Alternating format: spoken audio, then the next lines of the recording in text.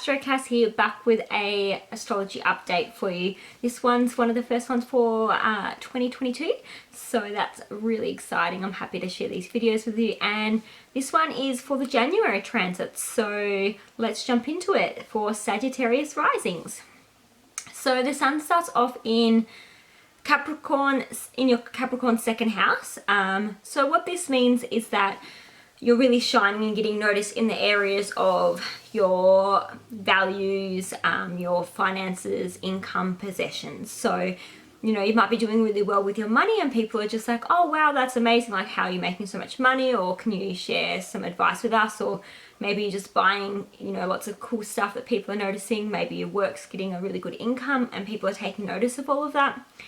You're just really shining in that area. On the 21st, the sun then moves into your Aquarius third house, which means you're shining in that area and people are taking notice of that. So your third house is things like communication, learning, short distance travel, it's your neighbors, it's your siblings, all those sorts of things. So you might be really enjoying time with your siblings. Maybe you're enjoying some short distance travel to maybe, you know, go hiking somewhere, or, you know, camping with the nicer weather. Maybe you're just enjoying your neighborhood, your neighbors, those sorts of things. Maybe there's some good stuff happening there for you. Then Mercury, the planet of communication, news and learning, starts off in your Capricorn second house. So again, just like the sun, being in that second house, Mercury just means that you're communicating and talking a lot more about your finances, your possessions, your income, or you're thinking a lot more about how to make more money or how well you're doing with money. Sometimes it can mean news as well. So Mercury going through there, you might get some news about your money, your finances. Maybe you might get a promotion, something like that. And then on the 3rd, it moves into your Aquarius third house. So this is just when you're going to be talking more about you know, maybe going on a short distance trip, or, you know, you're communicating more with your siblings or with your neighbors, or you're just really enjoying communicating and learning about those things.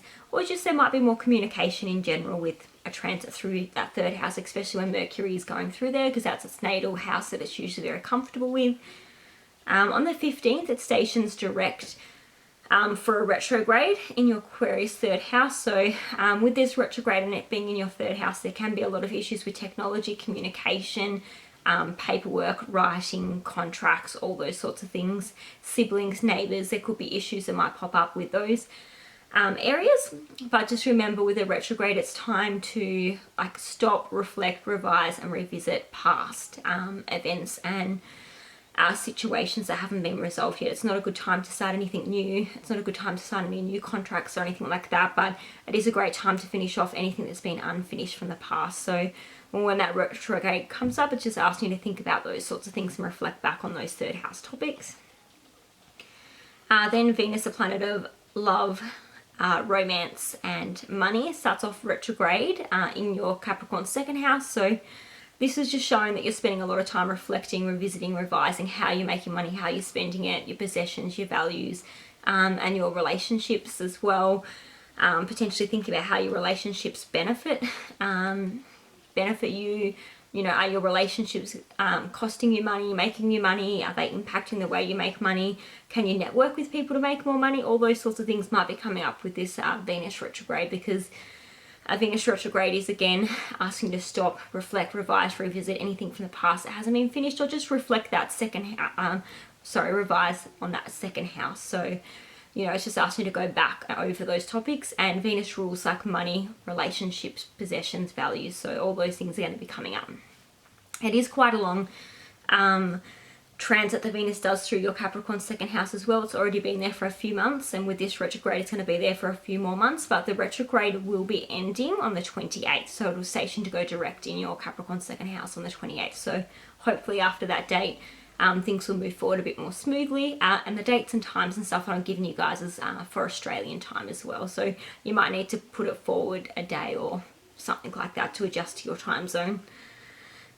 Then Mars, the planet of passion, aggression, war, is what we're fighting for and fighting with, starts off in your Sagittarius first house. So with this transit, you're going to have a lot of physical energy in your body. Great time to go to the gym. It's a great time to keep physically active, moving your body, move that energy. So don't let it go stagnant.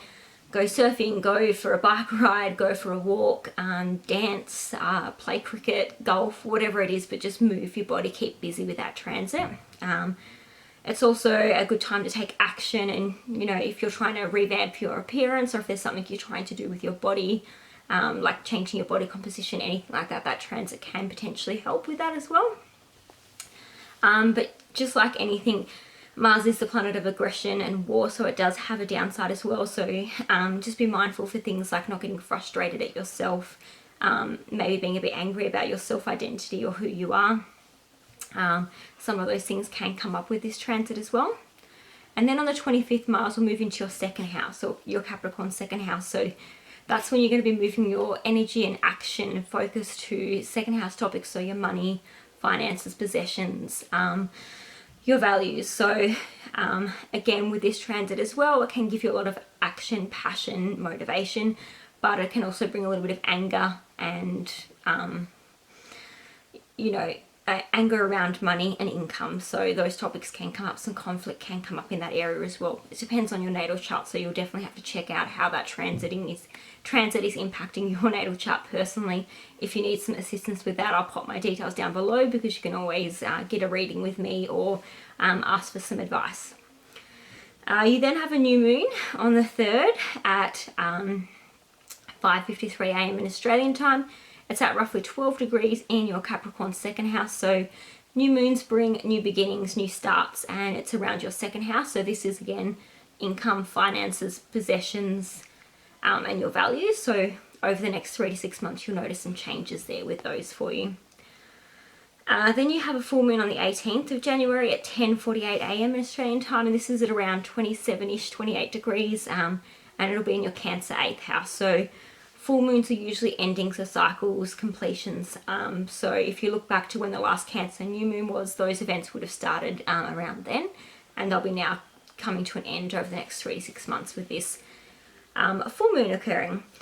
So when it's in your 8th house, these can be things like finally debts coming to an end, or paying off bills, or coming up with a plan to pay off bills.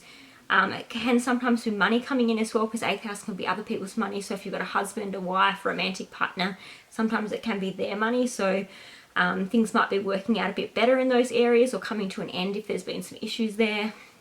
Again, as I said, for some people it can be maybe getting some inheritance. It can also be occult practices, so maybe you've been practicing or learning about a certain area, and now all these things are coming to an end because you've learned everything you were looking to learn. Sometimes it can be about transformation, deep bonding, sex, death, rebirth. Endings of things can always come up with this. Endings happen anyway with full moons, but 8th house is typically, you know, the death cycle of certain things. So whether it's a literal death of something or someone, or whether it's the ending of a job or something along those lines, that can all come up as well. But the 8th house is also investment as well. So if you've invested in anything, crypto, any of those sorts of investments, then this could bring all of that to a close or to an end, or have things finished off for that cycle. I really hope you guys enjoyed this video. If you did, please give me a like, and don't forget to subscribe to my channel so you don't miss any of my upcoming content. Bye!